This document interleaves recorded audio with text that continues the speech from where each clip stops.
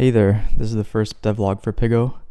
Piggo is a website where you can play games with your friends, and it's all built out of one game engine. I want to talk about something I've been building out recently, which is a first-person shooter, tactical FPS game mode, and I've been working on a level for it recently, so I want to talk about that. Here's the level. It is the first iteration, and it's a take on dust2. And I've been building out a lot of first-person shooter mechanics lately, so I've been trying to wrap that up together. Got some very basic stuff. I don't even have kind of ammo and reloading, but I do have movement error, and I have hit markers and damage and respawning, and tracers and some on-hit particle effects. But I really wanted to show this map because it was creatively really fun to do, and really you get to think a lot about level design and what made dust2 so iconic, what was so great about it. Really thinking about what's the experience as you're playing. So I think I'll run around first and tell you about the different spots on the map, and then get into some details. So this is the A bomb site, and this is a big crate. And something that you'll notice right away is this is super high contrast and very colorful. It's obviously not the kind of very realistic looking Counter-Strike 2. So I think that visual distinction is interesting, and I'll talk about kind of why I'm going in that direction. Coming down here, ramp. This goes to the counter-terrorist spawn. Here's car. Yeah, very realistic car. I'll show you the boxes you can jump up so you can get over to cat. Down here is CT spawn. Feels really claustrophobic. I will definitely be changing that. Here's mid door. You'll notice that there's no path to the B bomb site. It's all blocked off. I'm building out a retake game mode, which means the game starts when the bomb is planted, and it's just about retaking the site, and it's just a site.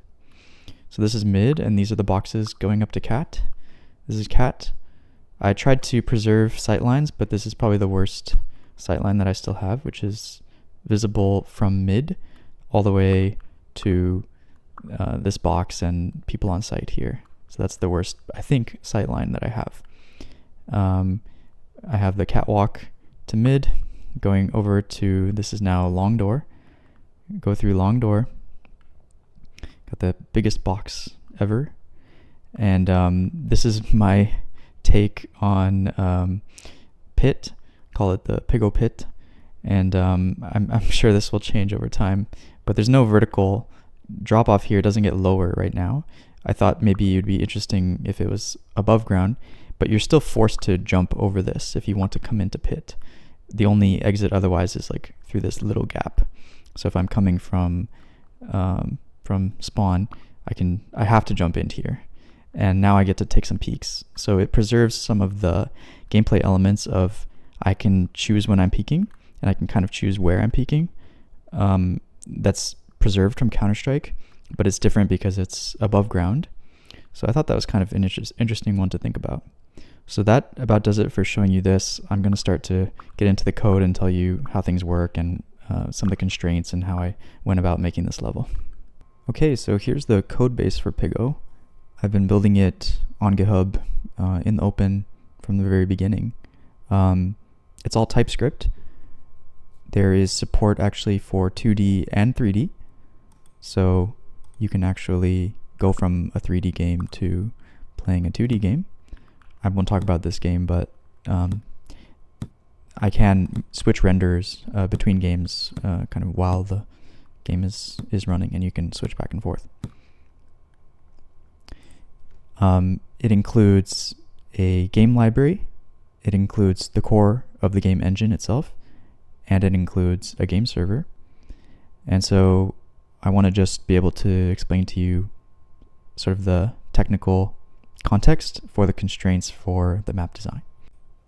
So I'm going to start with the block data class. This is the class responsible for storing all the state about the blocks in the world. The most important thing is that it's actually stored as a 3-dimensional array using unsigned 8-bit integers. Basically, that just means there's a total possible type of blocks at 256 types. 0 is reserved for an empty block. And this affects how I render blocks, but also how I store data about the map. So the next thing I want to show you is the block mesh.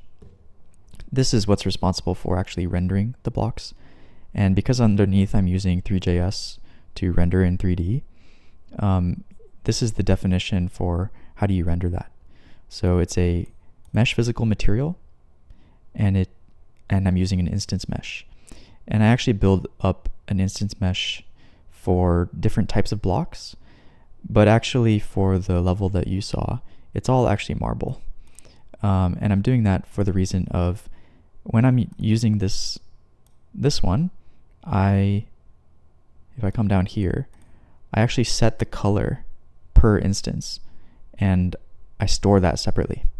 So to show you actually where I store the data for the map, it is retake map.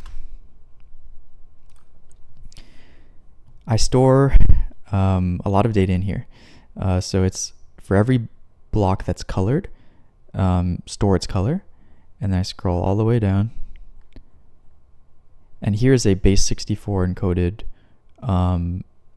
It's actually all the blocks that exist in the world. So it's for every chunk on some XY, what's the basic 64 encoded string for all of the blocks in that chunk. So this is loaded at the beginning of the game.